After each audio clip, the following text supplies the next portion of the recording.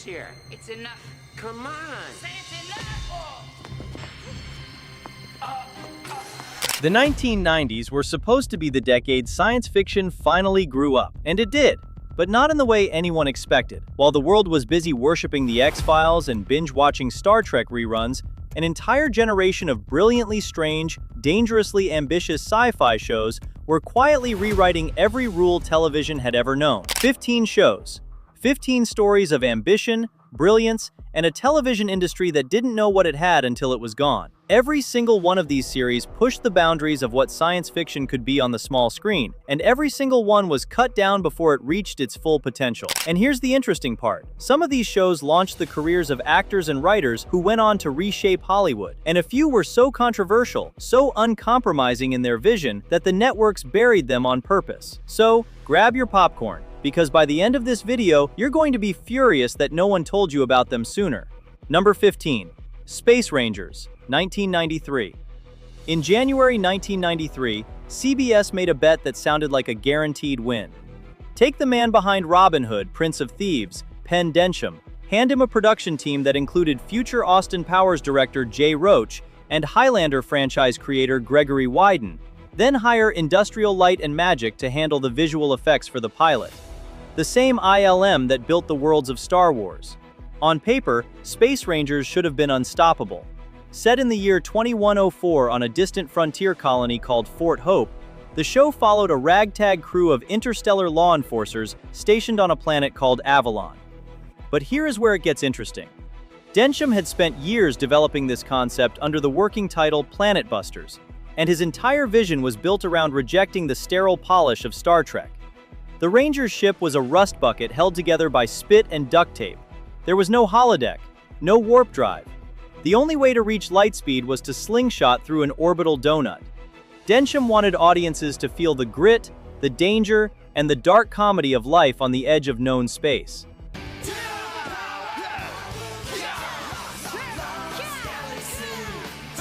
The cast was staggering. Everything looks perfect by all metrics. Then, CBS scheduled the show on Wednesday nights at 8 p.m., directly against Beverly Hills, 90210, and Unsolved Mysteries. The network pulled it from the schedule after just 3 weeks, before the crucial February sweeps, and only 4 of the 6 completed episodes ever aired in the United States. The remaining 2 were shown only overseas. Number 14. Man and Machine, 1992. Man and Machine premiered on NBC in April 1992 as a sci-fi police procedural set in a near-future Los Angeles where the LAPD has begun deploying android officers. Wolf co-created the series with Robert De Laurentiis, and together they built it around a premise that Hollywood wouldn't seriously revisit for decades. The budget was roughly $1.5 million per episode. Behind the scenes, the show starred 21-year-old Yancey Butler as Sergeant Eve Edison, a sophisticated gynoid designed to learn human behavior and emotion, partnered with Detective Bobby Mann, played by David Andrews. And here's the thing. Butler had graduated from Sarah Lawrence College only the year before and landed the role after a single guest appearance on Law & Order caught Wolf's attention.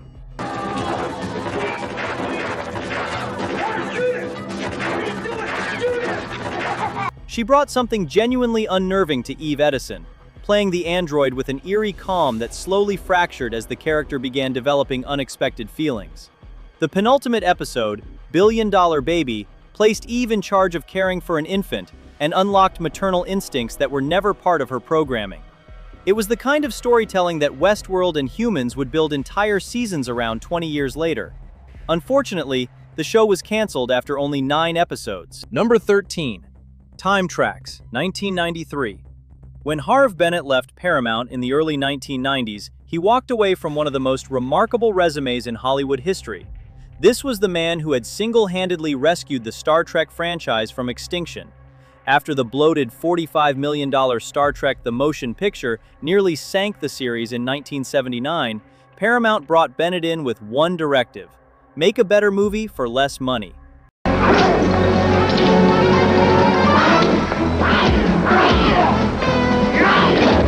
The show starred Dale Midkiff as Captain Darian Lambert, a police detective from the year 2193 sent back to 1993 to hunt down over 100 criminals who had escaped through a time machine. To save cost, the entire production was shipped to Queensland, Australia, where the Gold Coast and Brisbane stood in for Washington, D.C., on a fraction of what a US shoot would have cost. Sets at Warner Roadshow Movie World Studios were reused constantly, and the 2-hour pilot reportedly consumed a significant chunk of the entire first season budget with its futuristic sequences. Trax debuted on January 20, 1993, as one of the first original series on the Primetime Entertainment Network, an ambitious joint venture between Warner Brothers and Chris Craft Industries that placed programming on 177 stations, reaching 93% of American households. Number 12. Tech War, 1994. William Shatner first dreamed up Tech War while directing Star Trek V, The Final Frontier, in 1989.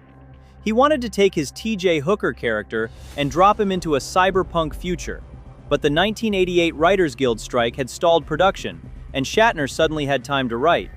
What came out of that downtime wasn't a screenplay, it was a novel. 9 novels, actually. By 1994, the franchise had grown into a multimedia empire spanning comic books, a video game, and eventually television. Behind the scenes, Universal Television and Canadian production company M.A.N.T.I.S Films partnered to bring Tech War to the screen, beginning with 4 2-hour TV movies that aired in early 1994 on CTV in Canada and through Universal's Action Pack in the United States. Greg Evigan starred as Jake Cardigan. Shatner himself played Walter Bascom, a shrewd security firm's CEO, but his involvement was more complicated than it appeared.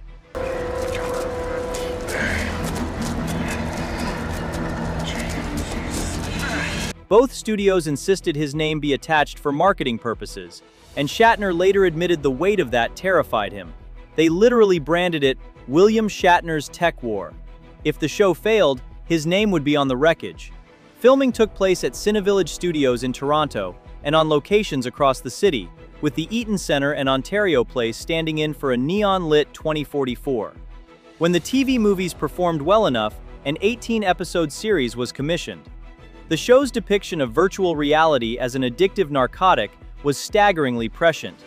It featured video phone interfaces, retina scan security, electric vehicles, and an information superhighway literally called the Matrix, 5 years before the Wachowskis would make that word iconic. Despite all these, the show ended in February 1996 after just 1 season of regular episodes. Number 11. VR.5, 1995. VR.5 premiered on March 10, 1995, and within 10 episodes it was gone, canceled before most audiences even knew it existed. But the people who did find it never forgot it. And here's the thing. The 5 in the title referred to the level of immersion, a depth so profound that Sydney could actually enter the subconscious minds of other people through phone lines and influence their behavior in the real world. Behind the scenes, the visual effects were expensive for their era, with surreal dreamscapes and subconscious environments that pushed the boundaries of mid-1990s television production.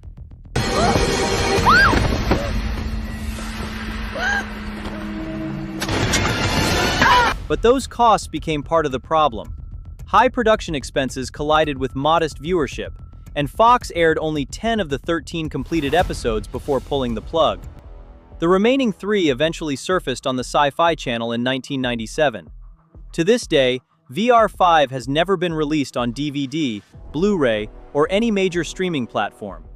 It exists in a strange limbo, preserved only through fan communities and gray market recordings. Number 10. M.A.N.T.I.S, 1994. In 1993, Fox approached 2 of the most important names in comic book filmmaking and asked them to create a superhero show. One was Sam Raimi, the other was Sam Hamm. Together, they created M.A.N.T.I.S, and what they delivered was historic. In fact, it became the first live-action television series ever to feature an African-American superhero as its lead character. Behind the scenes, the M.A.N.T.I.S suit itself was designed and built by Ken B. FX Group and featured bespoke exoskeleton pieces, a complex headpiece with glowing green lenses, and a full leather trenchcoat ensemble for the pilot version. The chrysalid vehicle, a flying hovercraft, required significant visual effects work from Stargate Films. And here's the thing. The pilot, shot in Los Angeles, delivered something genuinely daring for its era. But once the pilot proved successful enough to order a full series, new producers were brought in and, according to Lumbly himself, drifted so far from Raimi and Ham's original vision that the show lost its identity almost entirely. Try that again. Production then relocated to Vancouver, and delays multiplied when Lumbly's overlapping commitment to filming Nightjawn stretched the schedule to nearly 3 years from pilot to full season. The finished series swapped social commentary for standard Monster of the Week plots, and even the Los Angeles Times reported accusations that racial bias among executives influenced the retooling. Raimi and Ham, horrified by the changes, walked away from day-to-day involvement entirely, retaining only their executive producer credits. Only 20 of the 22 produced episodes aired on Fox before cancellation on March 3, 1995. The final 2 episodes were burned off on the Sci-Fi Channel in September 1997, more than 2 years later. Number 9. The Visitor, 1997. In the summer of 1996, Independence Day earned $817 million at the worldwide box office and turned Roland Emmerich and Dean Devlin into 2 of the most powerful names in Hollywood. Fox, eager to keep the duo in its orbit, then handed them the resources to create a science fiction television series.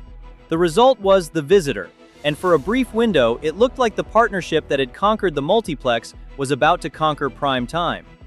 The show starred John Corbett as Adam MacArthur, a military pilot who vanished into the Bermuda Triangle during World War II in 1947 and reappeared 50 years later. We're out of time, Colonel. Behind the scenes, production designer Simon Merton helped build the show's world at Centropolis Television in Los Angeles. The series was also groundbreaking in a way few people remember. It launched alongside one of the world's first companion web shows at thevisitor.com, featuring alternate characters, interweaving storylines, and early DHTML animation, essentially pioneering the concept of multi-platform storytelling years before anyone had a name for it. Despite all these, Fox canceled it after 13 episodes in January 1998. Number 8. Total Recall 2070, 1999. Here is the strangest thing about Total Recall 2070. Despite having Total Recall in its name, the show had almost nothing to do with the Arnold Schwarzenegger film. No Mars colony adventure, no Quaid, no three-breasted woman. Instead, series creator Art Montarastelli openly admitted the real inspiration was Blade Runner. He said he thought a paranoid psychological thriller with a strong visual style reminiscent of Ridley Scott's masterpiece would be a far better use of their limited budget than trying to replicate the action spectacle of the 1990 film. Inside. You're crazy. I hope you guys know what you're doing. And that it would actually be more faithful to the spirit of Philip K. Dick's writing than the movie ever was. And he was right.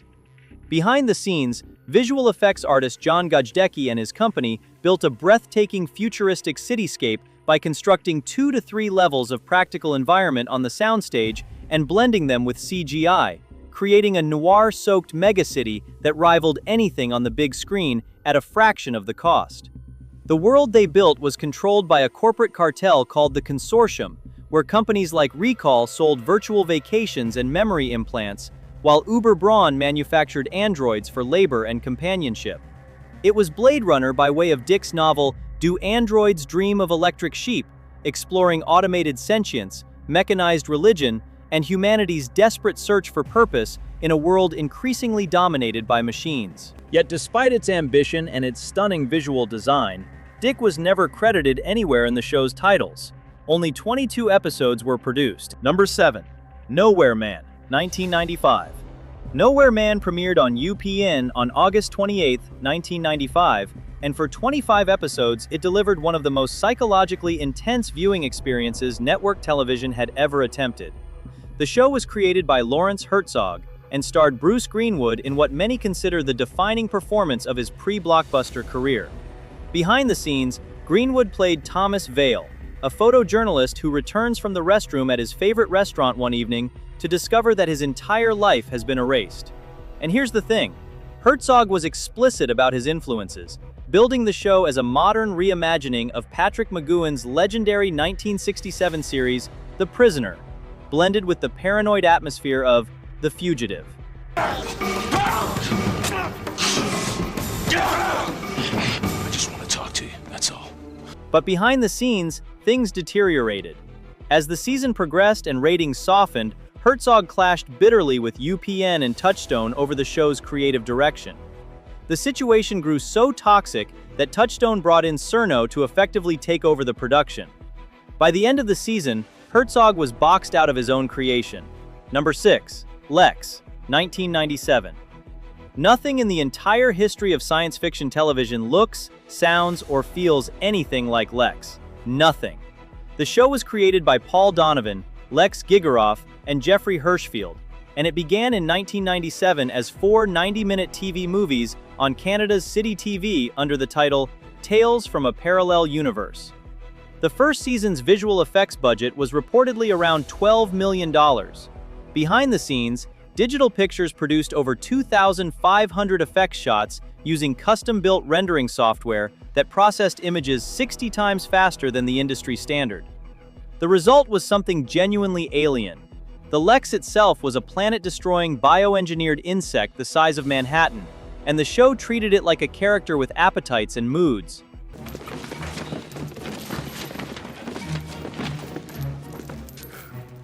Hey, bro, you figure?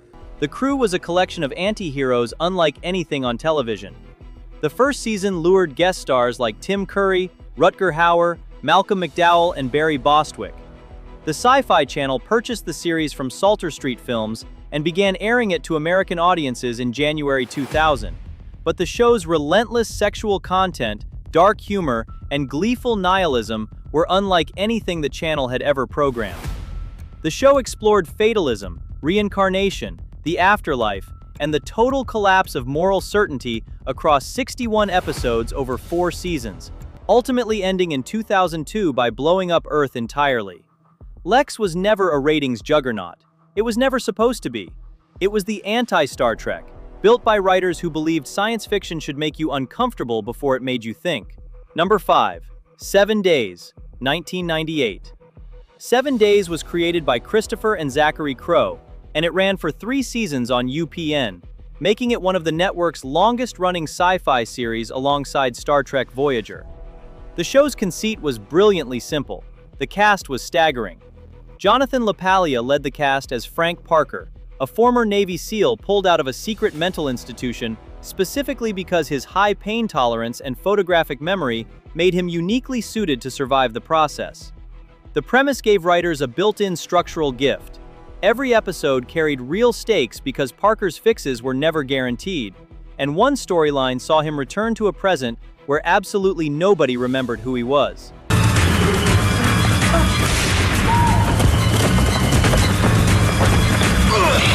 The show ran an impressive 66 episodes across 3 seasons, a genuine achievement for UPN at a time when the network was hemorrhaging genre programming.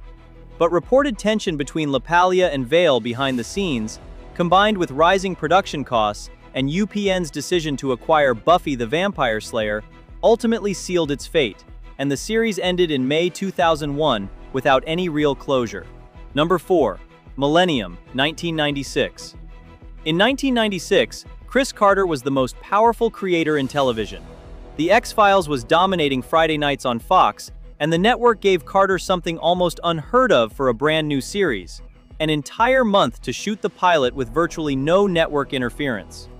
What he delivered was Millennium, a show so relentlessly dark that Variety said it made Twin Peaks look like a morning in the romper room. But here's the thing. During production, Carter fought Fox executives who wanted William Hurt for the lead role, insisting instead on character actor Lance Henriksen, an unconventional choice that ultimately became the show's beating heart.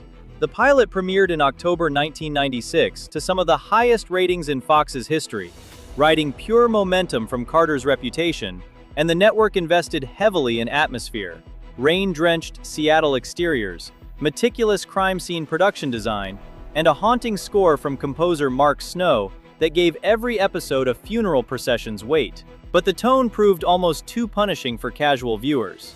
Ratings steadily eroded across 3 seasons and 67 episodes, even as critics and horror fans hailed it as some of the darkest, most sophisticated television of the decade. Fox ultimately canceled the series in 1999, and Henriksen has spent decades since publicly lobbying Carter for a proper revival or feature film that has never materialized. Number 3. Prey, 1998.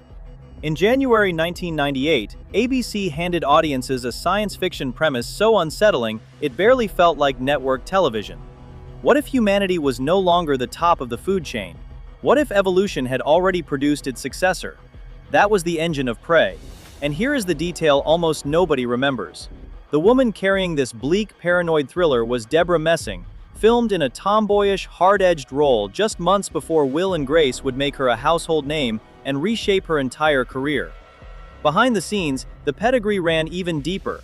The original unaired pilot, Hungry for Survival, was directed by none other than Tobe Hooper, with Sherilyn Fenn of Twin Peaks originally cast in the lead before the role was recast and reshot around Messing.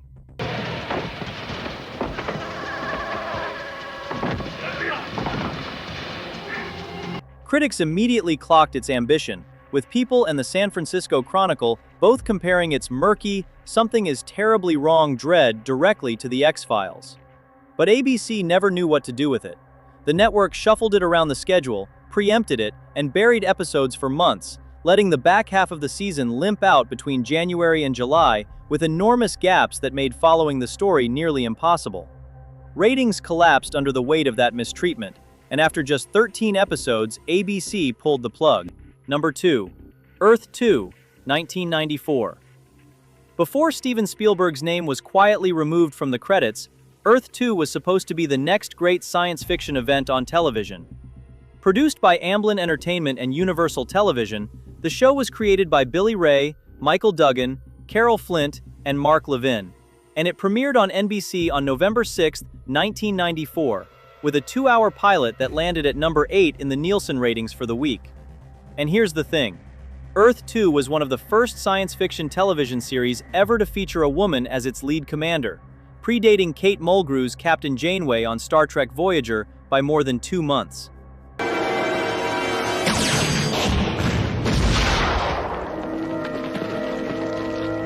The cast was loaded with future stars. Clancy Brown, Jessica Steen, Rebecca Gayheart, Antonio Sabato Jr., and Rockman Dunbar filled out the ensemble. The entire series was filmed on location in the high desert of northern New Mexico around the Santa Fe area, giving it an otherworldly visual texture that no soundstage could replicate. But the production was troubled from the start. The show was originally meant to premiere in September 1994 alongside fellow Amblin series seaQuest DSV. When Spielberg saw the pilot, he reportedly removed his name from the credits. Staff at both NBC and Amblin began referring to the show internally as Gilligan's Planet. Number 1. Space, Above and Beyond, 1995. Space, Above and Beyond was created by Glenn Morgan and James Wong, and was designed from the ground up as a 5-season epic about humanity's first interstellar war. The show premiered on Fox on September 24, 1995, with a production budget reportedly between $1.5 and $2 million per episode.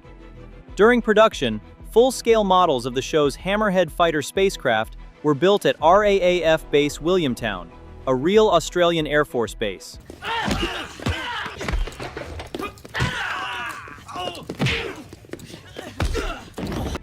According to Morgan, while the fighters were being stored on a freighter before shipping, crewmen from a nearby Russian vessel were caught photographing them, genuinely believing they were advanced American military aircraft. The series was set in 2063 and followed the Wildcards, the 58th Squadron of the United States Marine Corps Space Aviator Cavalry, stationed aboard the carrier USS Saratoga. Morgan and Wong drew their primary inspiration not from Star Trek or Star Wars, but from the 1960s World War II drama Combat, and from Joe Haldeman's acclaimed novel The Forever War. But with the film, the reveal of why the aliens attacked humanity in the first place, originally intended as a slow-burn mystery stretching multiple seasons, was rushed into a 4-line explanation near the finale.